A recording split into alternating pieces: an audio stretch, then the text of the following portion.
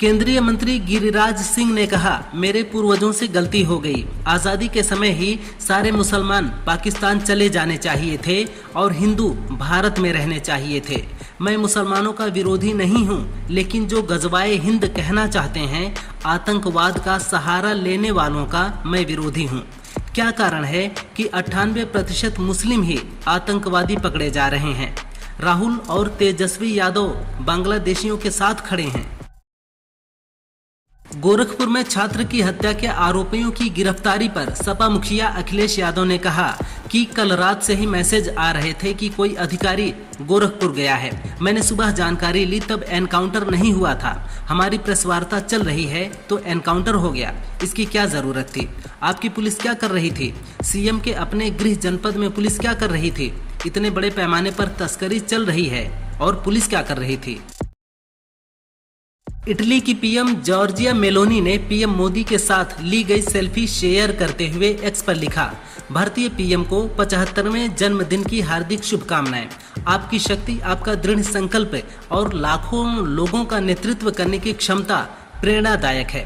मित्रता और सम्मान के साथ मैं आपकी सेहत की कामना करती हूं, ताकि वे भारत को एक उज्जवल भविष्य की ओर ले जा सकें और हमारे राष्ट्रों के बीच संबंधों को और मजबूत कर सकें। बिहार चुनाव से पहले चुनाव आयोग ने बड़ा फैसला किया है। आयोग ने चुनाव प्रक्रिया में पारदर्शिता बढ़ाने और मतदाताओं की सुविधा के लिए ईवीएम बैलेट पेपरों पर नए दिशा निर्देश जारी किए हैं। ईवीएम के बैलेट पेपर पर उम्मीदवारों की तस्वीरें अब रंगीन होंगी, जिससे उनकी पहचान करना आसान होगा। इसके साथ ही उम्मीदवार का चेहरा बैलेट पेपर पर 3/4 हिस्से को घेरेगा, ताकि वह स्पष्ट दिखाई दे। आईसीसी की ताज़ा T20 रैंकिंग में बैटर, बॉलर, ऑलराउंडर और टीम चारों के मामलों में भारत टॉप पर है। बॉलर्स में वरुण चक्रवर्ती 733 पॉइंट के साथ पहले, जबकि बैटर्स में अभिषेक शर्मा 884 अंकों के साथ टॉप पर बरकरार हैं। ऑलराउंडर्स में हार्दिक पांड्या, जबकि टीम रैंकिंग में भारत नंबर 1 टीम है। ऐसा पहली बार हुआ है कि एक ही टीम और उसके खिलाड़ियों ने किसी एक फॉर्मेट की सभी 4 कैटेगरी में नंबर 1 स्थान हासिल किया है। सपा मुखिया अखिलेश यादव ने बीजेपी पर गंभीर आरोप लगाए हैं। उन्होंने कहा कि चुनाव में मतदान वाले दिन बीजेपी फर्जी आधार कार्ड बनाती है और उसके बाद वोट डलवाती है। बीजेपी ने प्रशासन का साथ लेकर चुनाव आयोग को जुगाड़ आयोग बना दिया है। उनके पास कोई मशीन है जो चुनाव के दिन बूथ पर भेजते हैं। उनके लोगों को ट्रेनिंग दी जाती है कि कैसे नकली आधार कार्ड बनाया जाता है। प्रधानमंत्री कार्यालय जल्द ही अपने दशकों पुराने पते को बदलने जा रहा है। रायसीना हिल्स स्थित राष्ट्रपति भवन परिसर का साउथ ब्लॉक लंबे समय से पीएमओ का मुख्यालय रहा है। सूत्रों के मुताबिक आगामी नवरात्र से पीएमओ, कैबिनेट सचिवालय और राष्ट्रीय सुरक्षा परिषद सचिवालय अपने नए परिसर में शिफ्ट होना शुरू कर सकते हैं।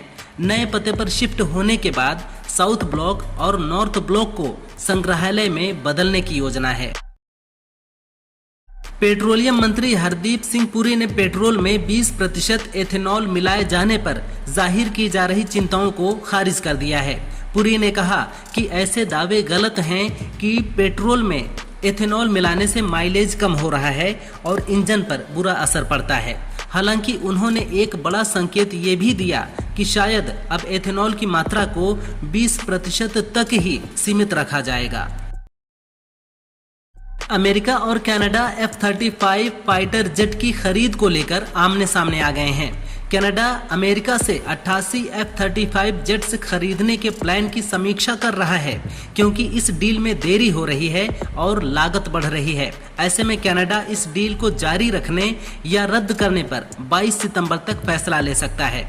इस बीच अमेरिका ने कनाडा को धमकी दी है कि अगर डील रद्द की तो उसे गंभीर परिणाम भुगतने होंगे। अमेरिका भारत पर भी F-35 को खरीदने का दबाव बना रहा है। यूपी के जालौन में हैरान करने वाला मामला सामने आया है। यहां हत्या के मामले में 30 साल बाद 7 आरोपियों के खिलाफ एफआईआर दर्ज की गई।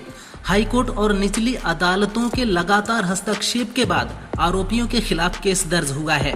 मृतक युवा के पिता न्याय की आस में दम तोड़ चुके हैं और अब छोटा भाई आरोपियों को सजा दिलाने के लिए लड़ाई लड़ रहा है।